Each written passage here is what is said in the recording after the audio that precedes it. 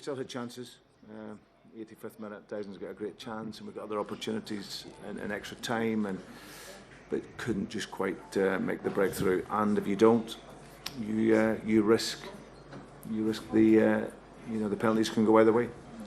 What do you put this down to tonight? Is it just a one-off, or is this for a lack of investment earlier in the summer to try and bolster the squad?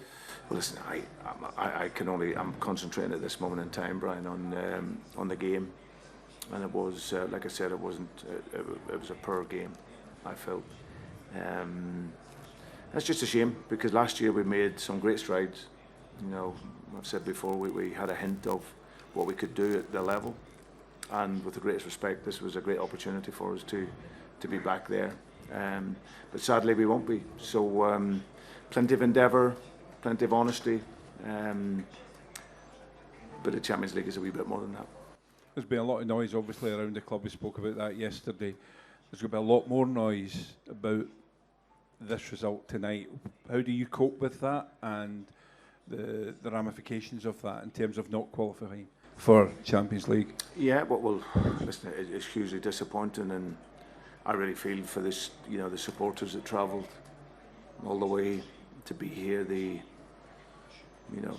effort and the commitment that they've shown to be here, and it's what we're bitterly disappointed for them, as well as ourselves, because we the Champions League is it's a wonderful competition, and we've seen that last year, and we've seen the progress, but yeah, we would just have to, as we always do, we have to stick together as a squad and as a team, and reflect on this, and then we've got a huge game at the weekend. So yeah, it's a tough one to take, but like I said, we didn't do enough over the two games. Is it going to be a long flight back? Is there lots to ponder, lots to think about in terms of how you get things back ahead of what is a huge game now on Sunday?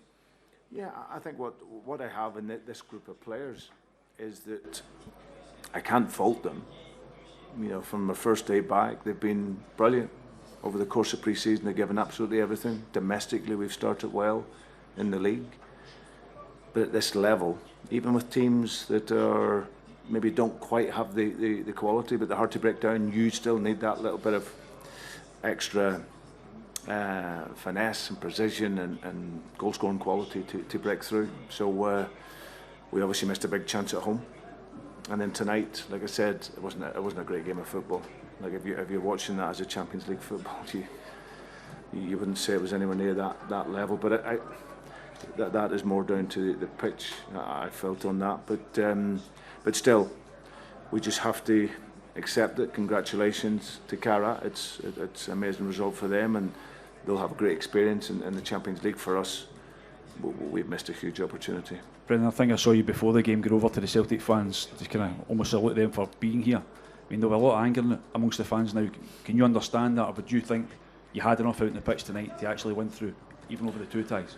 Yeah, I think, listen, we, the fans, I just want to show the appreciation that you can't underestimate the travel, the finance, the love of the club to be here so far away, and it was just a gesture to say thank you, and obviously we wanted to then go through on the pitch, but yeah, I still think we had opportunities, but over the two legs it was always still in the balance. We if I think back to where we were last year in terms of our speed and quality of football and dynamism and everything else, we weren't quite that over the two games. So, but yeah, it's a huge disappointment.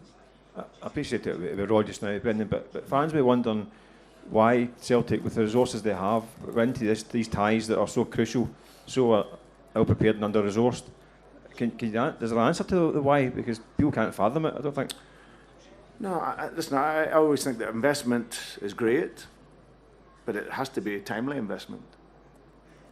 Investment in whatever it is you're doing, it has to be all at the right time. So, but yeah, I think at this moment in time, it's like you say, it's a little bit raw. We've just lost the game, and like I say,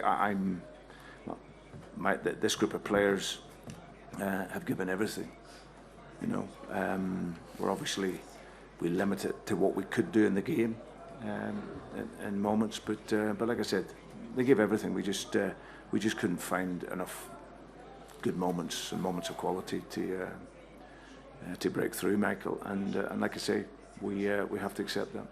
Just feeling, does it feel a bit self-inflicted, the pressure put on themselves because of not replacing key players? Listen, it's very frustrating.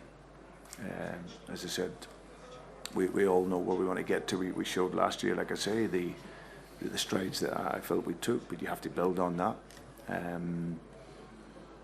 The last thing you want to do in football is manufacture your own stress. You don't. That's what you don't want to be doing. But I think all we can do now is we have to look at where we're at as a football club, and like I say, decide what way we want to go. And but at this moment in time, we can still have a very good season. You know, the Europa League, some will say we deserve to be in that this year. You know, but for me, we'll go away with this group of players, see what the remaining days in the window bring, and then we've got a really big game of the weekend.